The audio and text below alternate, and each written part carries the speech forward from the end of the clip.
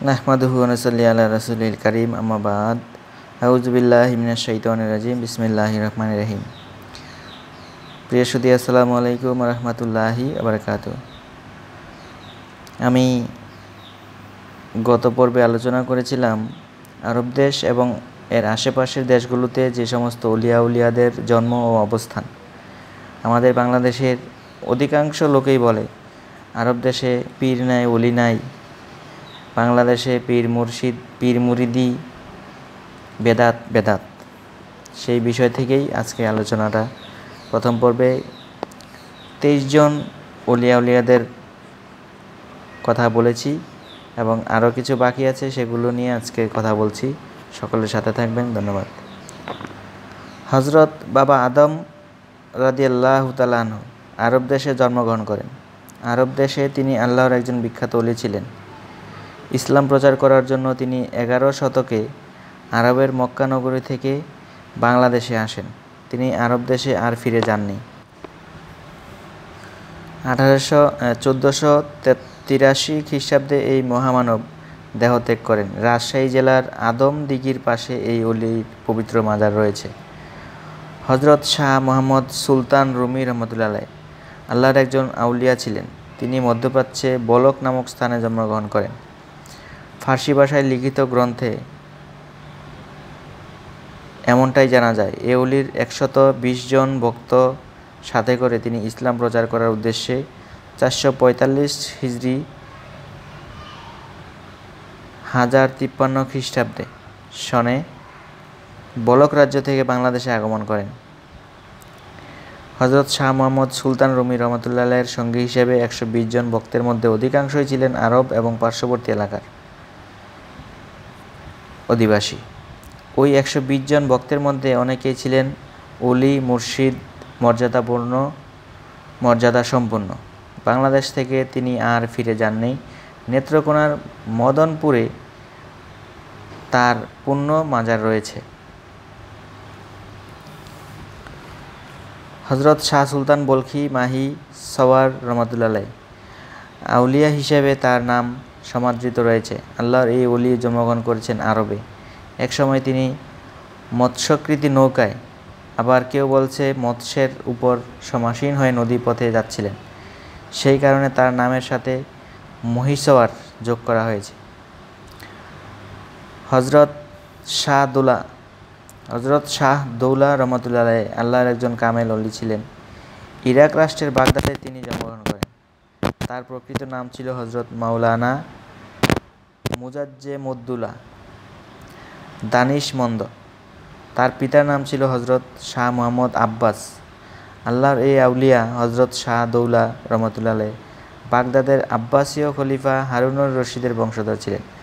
তিনি ইসলাম ধর্ম প্রচার করার জন্য ইরাকের বাগদাদ থেকে বাংলাদেশে 1519 খ্রিস্টাব্দে আগমন করেন।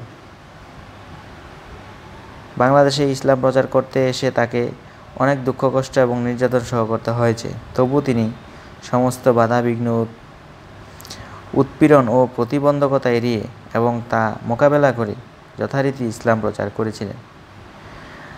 আরেকজন কামেল পীর হজরত মখদুম শাহ দৌলা রহমতুল্লাহ আলাইহি আরবের ইয়েমেন প্রদেশে তিনি জন্মগ্রহণ করেন। তার পিতার নাম ছিল হজরত মুয়াজ বিন জাবাল।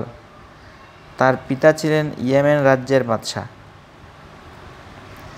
হজরত শাহ মখদুম রহমতুল্লাহ আলাইহি একজন বিখ্যাত আল্লাহর ওলি ছিলেন। তিনি আরব দেশের ইয়েমেনে 1475 খ্রিস্টাব্দে জন্মগ্রহণ করেন। আল্লাহর ওলি হিসাবে তার খ্যাতি, যশ ও সুনাম আরব ও পার্শ্ববর্তী এলাকায় ব্যাপকভাবে ছড়িয়ে পড়েছিল। একজন বিখ্যাত, বরণীয় এবং সাধক শ্রেষ্ঠ হজরত শাহজালাল রহমতুল্লাহ আলাইহি তিনি 1271 খ্রিস্টাব্দে জন্মগ্রহণ করেন। তিনি মধ্যপ্রাচ্যের ইয়েমেনের অন্তর্গত তুর্কিস্তানের অধিবাসী ছিলেন। তার মুর্শিদের নাম ছিল হজরত সৈয়দ আহমদ ইয়াজবি রহমতুল্লাহ আলাইহি। তিনি ইসলাম প্রচার করার জন্য বাংলাদেশে আসেন। সিলেট তার মাজার বিদ্যমান রয়েছে। হজরত চিহিল গাজী রহমতুল্লাহ আলাইহি একজন স্বনামধন্য আল্লাহর ওলি ছিলেন। তিনি ইরাকের বাগদাদে জন্মগ্রহণ করেন। হজরত চিহিল গাজী রহমতুল্লাহ একজন স্বনামধন্য আল্লাহর ওলি ছিলেন। তিনি ইরাকের বাগদাদে জন্মগ্রহণ করেন। তার প্রকৃত নাম ছিল হযরত শেখ জৈনুদ্দিন সোহেল বাগদাদী রহমাতুল্লাহ আলাইহ। তার অনেক ভক্তবৃন্দ ছিল। তিনি আউলিয়া হিসাবে দেশ বিদেশে তার নাম সুপরিচিত ছিল। আরেকজন অলির নাম এখানে উল্লেখ করছি, তিনি হলেন হযরত নানু শাহ ফকির রহমাতুল্লাহ আলাইহ। তার জন্মস্থান মধ্যপ্রাচ্যের ইরাক, অর্থাৎ ইরাকের বাগদাদে তিনি জন্মগ্রহণ করেন। তিনি আল্লাহর একজন বৈশিষ্ট্য আউলিয়া ছিলেন। তিনি বাংলাদেশের মানুষের কাছে আল্লাহ ও রাসূল সাল্লাল্লাহু আলাইহি ওয়াসাল্লামের পবিত্র বাণী ইসলাম পৌঁছে দেওয়ার জন্য তার নিজের জন্মভূমি ছেড়ে আমাদের এই বাংলার মূল্যকে আগমন করেছিলেন। তিনি একনিষ্ঠ এদেশে ইসলাম প্রচার করেছিলেন। তাকে কৃতজ্ঞতা জানাই। আরও একজন আল্লাহর অলির নাম উল্লেখ করছি, যার নাম হযরত শাহ ইসমাইল গাজী রহমাতুল্লাহ আলাইহ। তার জন্ম কোথায় তা জানা যায়নি, তবে তিনি আরবের অধিবাসী ছিলেন। তিনি ছিলেন উত্তুঙ্গ আধ্যাত্মিক জ্ঞানের অধিকারী। হযরত শাহ ইসমাইল গাজী রহমাতুল্লাহ আলাইহ একজন প্রসিদ্ধ ওলি ছিলেন।